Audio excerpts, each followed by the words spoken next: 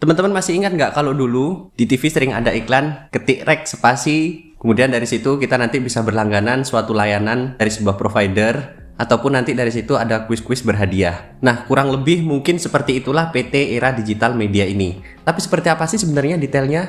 Yuk kita bahas di video kita kali ini. Pertama dari profil, PT Era Digital Media Tbk atau dengan kode tiker AWAN, ini adalah penyedia layanan jasa konten digital yang telah bekerja sama dengan beberapa label besar seperti Warner Music Indonesia dan Sony Music Indonesia untuk memproduksi konten eksklusif.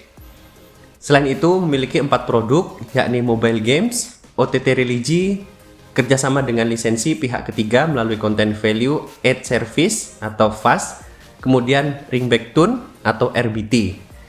Nah, jadi mungkin kalau teman-teman ingat dulu kalau kita telepon gitu kan sambil menunggu itu nanti akan ada ringback tone gitu ya. Nah, perusahaan inilah ternyata yang menyediakan layanan tersebut.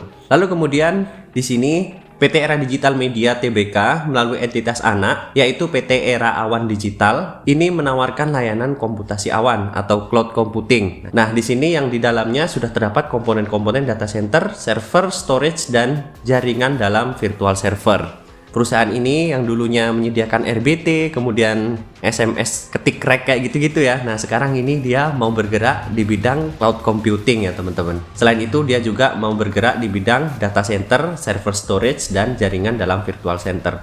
Mungkin yang cukup menarik di sini atau yang bisa dibilang nilai jualnya itu mengenai bisnis data center ya teman-teman. Karena kan ke depan kita akan semakin bergantung dengan sistem data center ini ya. Dan di Indonesia juga sudah mulai banyak perusahaan-perusahaan besar yang bergerak di bidang data center. Mungkin di sini PT Era Digital ini melihat prospek ke depan untuk data center ini cukup menarik. Itulah mungkin yang membuatnya tertarik juga untuk ikut menawarkan jasanya di bidang data center.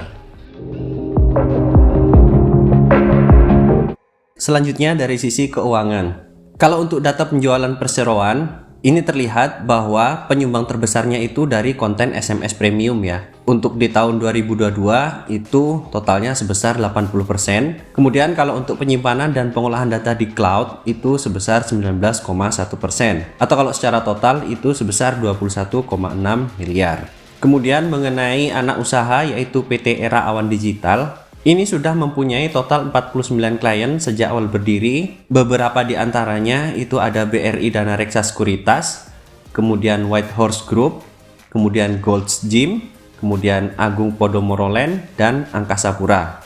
Untuk kinerja keuangannya sendiri, ini sempat menurun dari tahun 2020 ke 2021, minus sebesar 9,4%. Lalu kemudian dari tahun 2021 ke 2022 ini mengalami peningkatan sebesar 4,9%. Itu dari segi pendapatan. Tetapi kalau untuk dari laba bersihnya, ini dari tahun ke tahun ini kelihatan terus meningkat ya. Contohnya di tahun 2020 sampai dengan 2021 itu meningkat 31%. Lalu 2021 ke 2022 itu meningkat 25,4%.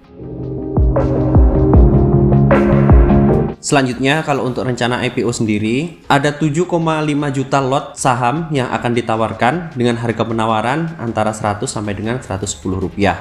Nah, biasanya ini nanti juga terbentuknya itu di harga 100 rupiah. Kemudian untuk potensi pendanaan itu sekitar 75 sampai dengan 82,5 miliar. Bagi yang mau ikutan, penawaran awal itu di tanggal 28 sampai dengan 31 Maret 2023. Lalu kalau untuk penawaran umum itu di tanggal 11 sampai dengan 13 April 2023. Lalu untuk jadwal pencatatannya atau jadwal listingnya di bursa kita itu di tanggal 17 April 2023. Selanjutnya untuk alokasi dana IPO, ini sebesar 80% disalurkan untuk penyetoran modal kepada EAD dengan rincian sekitar 70% akan digunakan untuk membeli aset berupa 189 server yang akan dilaksanakan pada tahun 2023 dan 2024. Kemudian sekitar 30% akan digunakan untuk modal kerja EAD dan 20% sisanya dari total alokasi dana IPO itu akan digunakan untuk modal kerja. Selanjutnya kita lihat dari sisi valuasi. Untuk potensi market cap-nya itu ada di 344 miliar sampai dengan 378 miliar. Lalu kalau untuk PBV-nya itu berada di 3,43 kali sampai dengan 3,51 kali. Kemudian untuk PE-nya itu di 29,4 sampai dengan 32,3 kali. Ya memang ini bisa dibilang premium ya teman-teman. Dan ini sepertinya hal yang biasa terjadi di market kita. Kalau perusahaan yang IPO itu book value-nya maupun PE-nya itu memang premium ya. Lalu siapa sih underwriter dari IPO Awan ini? Untuk underwriter yang mengawal IPO Awan ini itu ada dua. Yang pertama itu ada Samuel Sekuritas Indonesia dan juga Sukor Sekuritas. Sebagai kesimpulan, yang pertama dari IPO ini tujuannya adalah untuk perluasan bisnis ke cloud computing dan data center. Kemudian yang kedua, ada yang kurang menarik menurut saya pribadi mengenai IPO ini, yaitu pendapatannya belum stabil. Tetapi di sini kita bisa melihat untuk laba bersihnya selalu meningkat dari tahun ke tahun. Selanjutnya, untuk dana IPO digunakan untuk pengembangan bisnis anak usaha. Harusnya dengan tujuan seperti ini, jika memang benar-benar untuk pengembangan bisnis anak usaha, harusnya prospek kedepannya menjadi lebih baik. Apalagi ke depan kebutuhan cloud computing dan juga data center itu pastinya akan semakin meningkat. Selanjutnya yang kurang menarik bagi saya adalah mengenai valuasinya, di mana valuasinya ini premium. Jadi gimana nih teman-teman? Pada ikutan nggak untuk IPO-nya Awan ini?